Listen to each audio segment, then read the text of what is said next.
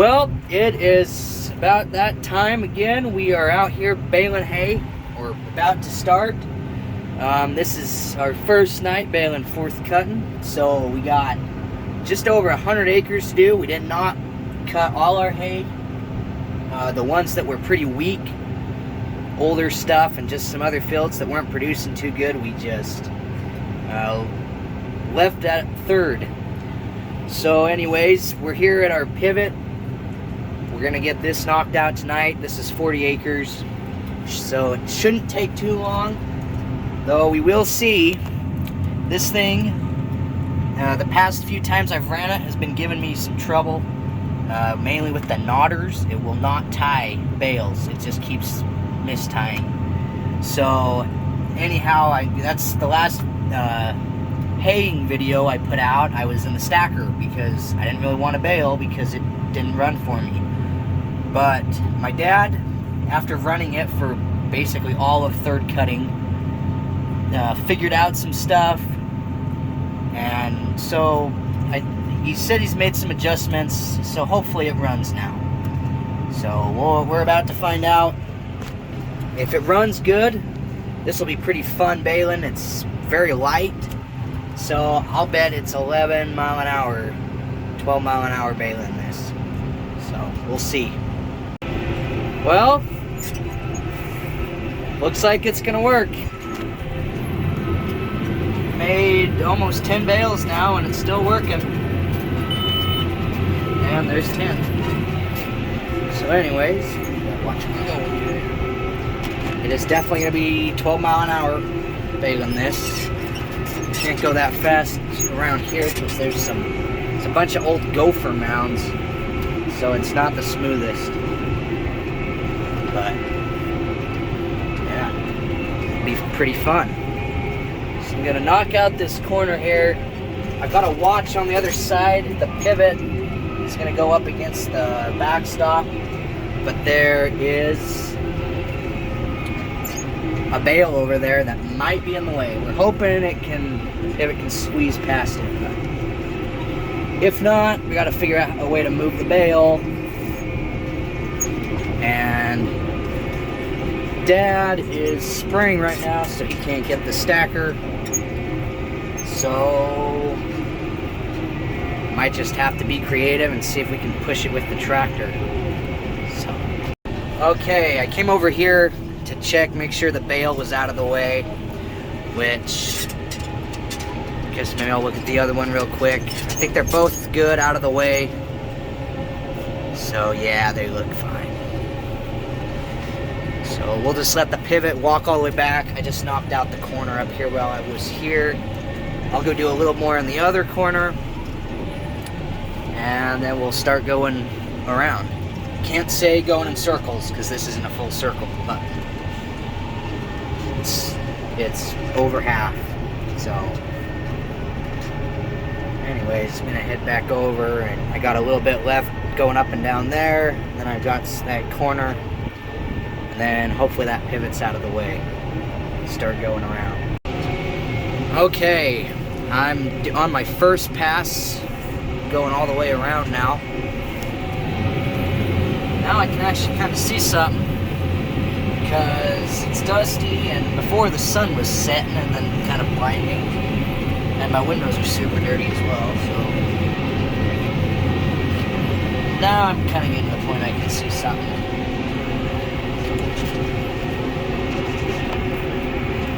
Slow down a little bit. It gets a little bit rougher as we move up into this side. Currently at 32 bales, which isn't bad. I mean, I'm not expecting much. These windows aren't that big.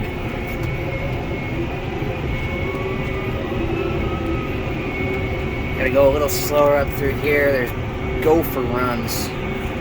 Not many new ones, just a lot of old ones that just need to get smoothed up. Anyways. Okay, moving along pretty good here. Heading up over this hill. Made 51 bales so far.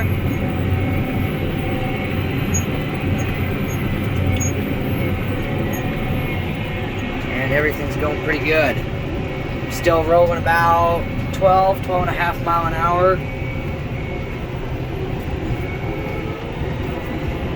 Gonna slow down as I go over the hill here. And I can speed back up again.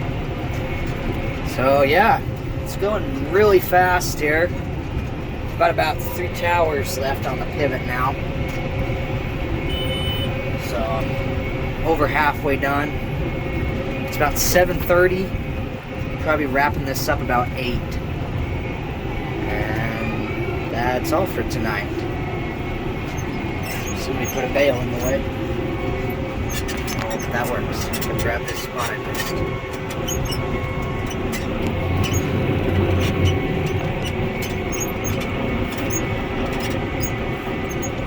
Well, I kind of got to make sure I do a really good job of getting this picked up, because any other cutting you'd have hay growing up here within a few days and you wouldn't see anything, but this is all for the year. We don't have any more irrigation water. They've shut off the canals coming from the reservoirs up in the mountains. So it's beginning of October now. So we're done irrigating for the year, which is kind of nice, which I guess I can't really say too much. I haven't been irrigating because I started school and there wasn't much to irrigate anyways. Dad took care of it all.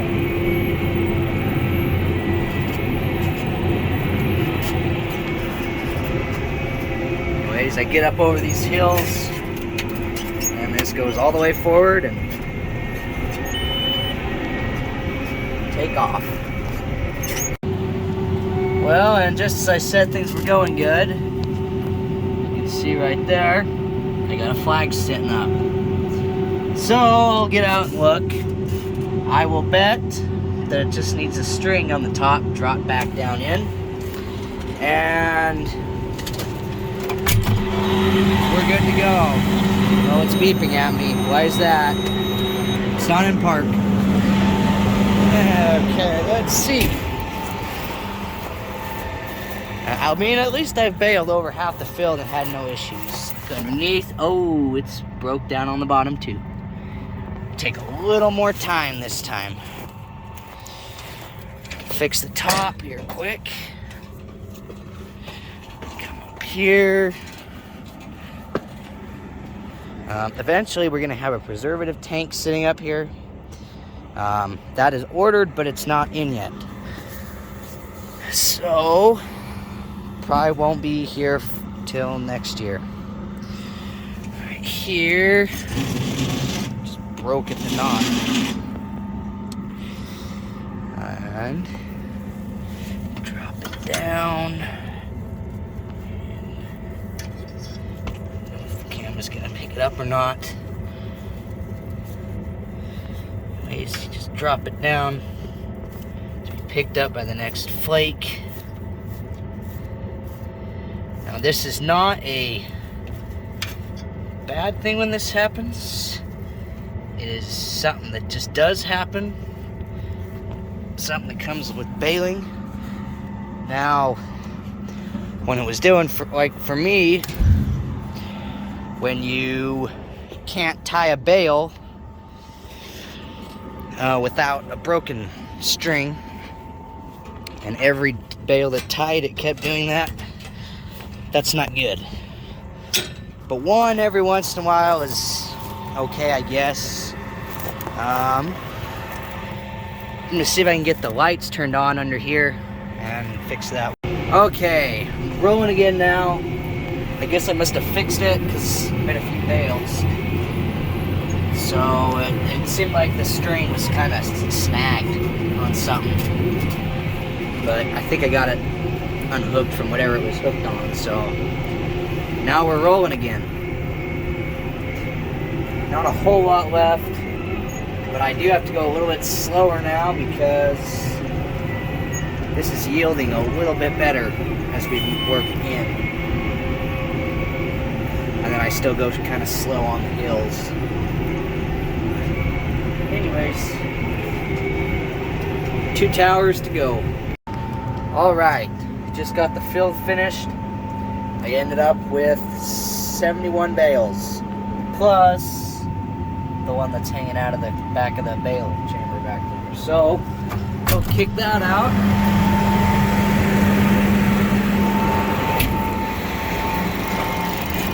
Still slowing down. It's supposed to have a brake, a flywheel brake that kicks in automatically. But for some reason, when our thing up here broke, now we don't have a flywheel brake. So now it's just like the old baler. It just kind of slows down. So hopefully that gets fixed eventually. So let's see if I remember to do this. It's been a while. There we go. I got it wrong. Dad, when I mentioned at the beginning of the video that Dad did all of third cutting, that was wrong. He only did the last little bit